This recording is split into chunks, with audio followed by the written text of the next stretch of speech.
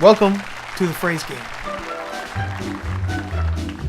The rules of the game are simple. There are 3 rounds, each with 2 phrases. The team will be awarded points for correctly defining the meaning of the phrases.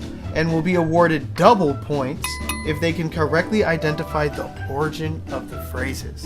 In each round, the points will double. The phrases will become more obscure, and the origins will be more difficult to guess. Ready to play? Oh yeah, we got this. This is easy money. Round 1, phrase 1. Raining cats and dogs. So that means that it's raining very heavily. Raining like a mother. Yes. Right. Pouring rain outside.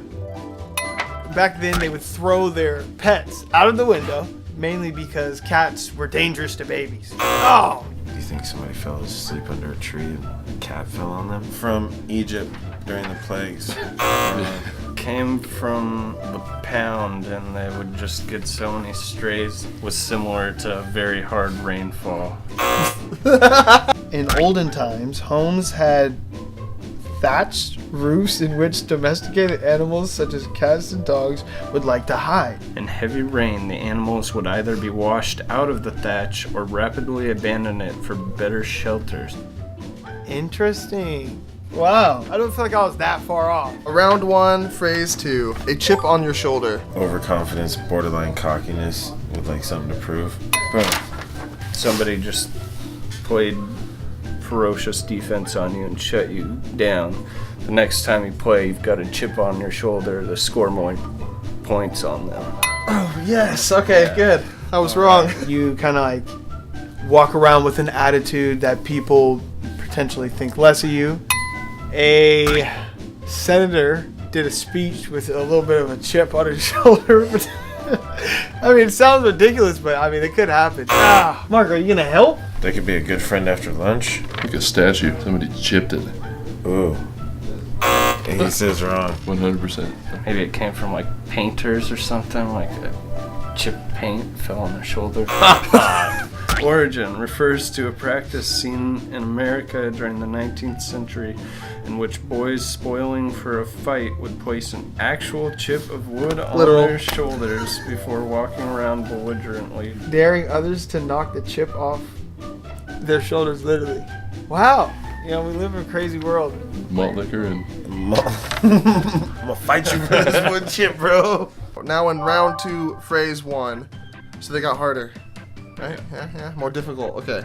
Lo and behold. Lo and behold means like, come to find out. When you finally have a realization that something occurred. Submit my final answer. Oh, he's studying this one.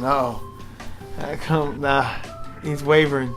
Oh, he gave it to me. Something that you couldn't have imagined happening, and totally being reasonable. Yes. You thought about something beforehand and then it ended up happening. Right? 4 point for explaining what low means. I mean, that's a good question.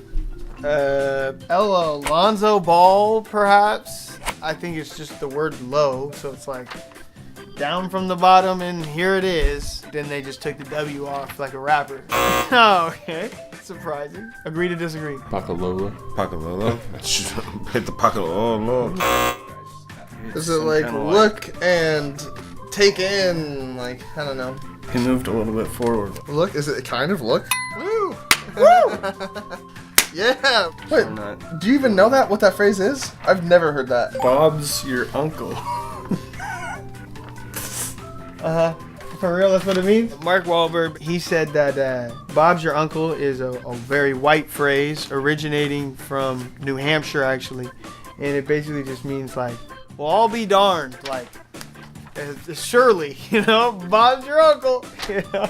Come on, show it to me. Oh, it doesn't mean. I mean, that's on you, bro. It's like part of a phrase, right? Bob's your uncle, Fanny's your aunt. The resolution to a scheme or a plan or a plot of some sort. See, it's real close. They're debating it. I think we won that one. No. Oh, okay. Bob's your uncle actually means everything will be fine. Okay. Man, that's what I said. Bob's your uncle. Those judges. Oh, wow. Kind of opposite. Yeah, we're way off. Okay, and now the origin. New Hampshire. You're not looking for the actual place that it originated at whatsoever.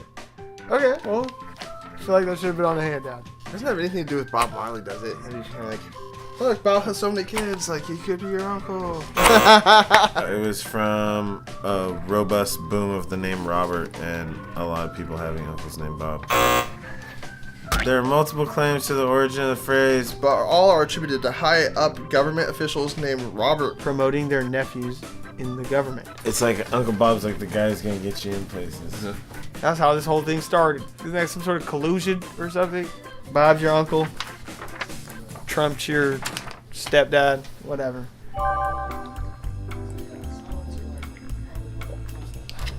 Again, never even heard this one. As pure as the driven snow. They haven't done anything wrong. Oh wait, hold on a second. As the driven snow. Literally like a path that people have like driven through the snow. Freshly driven over? I don't think this driven was talking about like. Oh, okay. The driven could be like from the word drift, like a snowdrift, untouched, pure. Okay, phew. I would say innocent. Potentially innocent.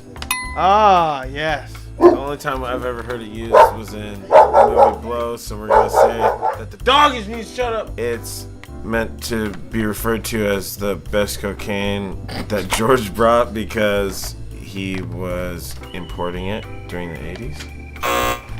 It says hint, the key is defining and guessing the meaning of the word driven as it is used here. Yeah. I think it's like a snowdrift. Oh, Marty, you were on a roll on that one. I was of no help whatsoever. I'm gonna have to tap into the spidey senses. It's in a place that the snow needs to be driven in order for you to get somewhere. So I'm thinking somewhere in the Midwest. I'm thinking Minnesota. Again, we're not looking for places. So it's not about trafficking cocaine. So it's probably like the first guy who made a snowplow. He said you guys gotta get some of them right. 3 sheets to the wind, bro.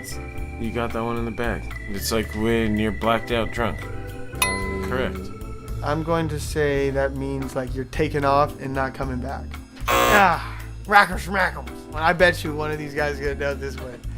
Oh, just means you're hammered.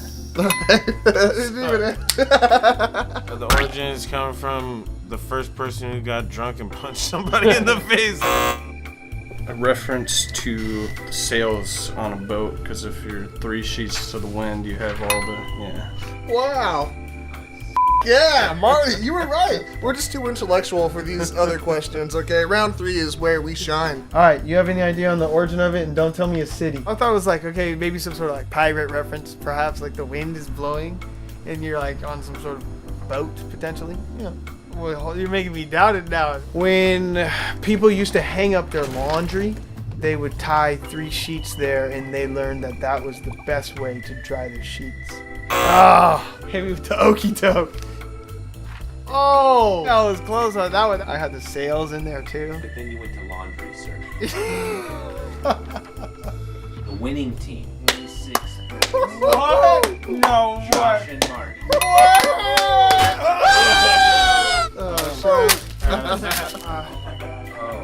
How would we do the cross as well? Hey! Knock it off!